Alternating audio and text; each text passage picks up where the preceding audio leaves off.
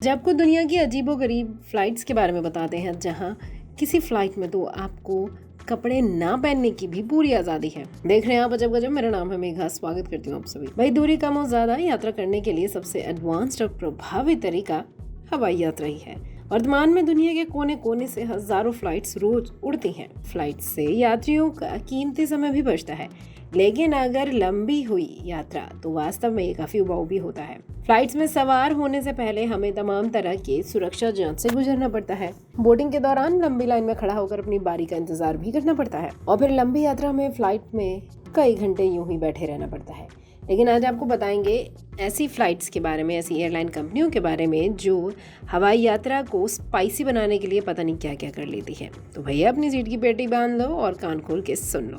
German nude airline service, एक German airline company ने यात्रियों को जर्मन शहर एयरफर्ट से कुछ लोकप्रिय बाल्टिक समुद्री रिसोर्ट तक बिना किसी कपड़े के उड़ान भरने का एक विचित्र विचार पेश किया।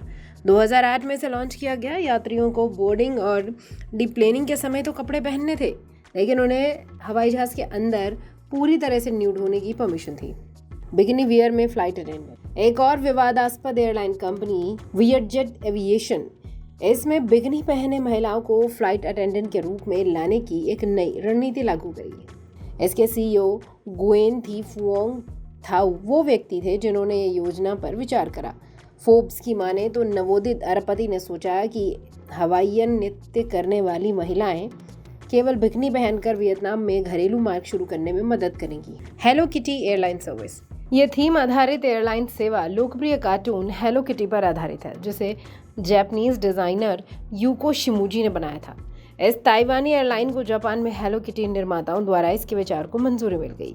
हेलो किटी कार्टून के साथ डिज़ाइन किए गए पूरे विमान के अलावा विमान के अंदर पाई जाने वाली सुविधाएं, जिनमें तकिए, नैपकिन और सीटें शामिल थी, सभी पर हेलो किटी का फोटो था। हूटर एयर, प्रसिद्ध अमेरिकी रेस्टोरेंट श्रृंखला हूटर ने एयरलाइन कंपनियों के साथ भी सहयोग किया।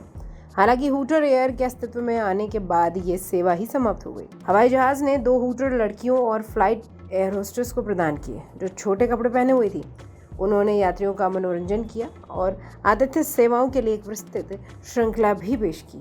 रायानी एयरलाइंस, मलेशिया में 2015 में इसका परिचालन शुरू हुआ और इस पे अगले ही साल प्रतिबंध भी लग गया।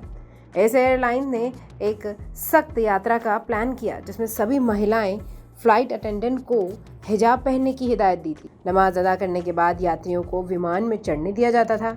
शराब पर प्रतिबंध था और यात्री केवल हलाल मांस ही खा सकते थे प्लेन के अंदर। विमान ने भी इस्लामिक कानून के नियमों के मुताबिक ही उड़ान भरी।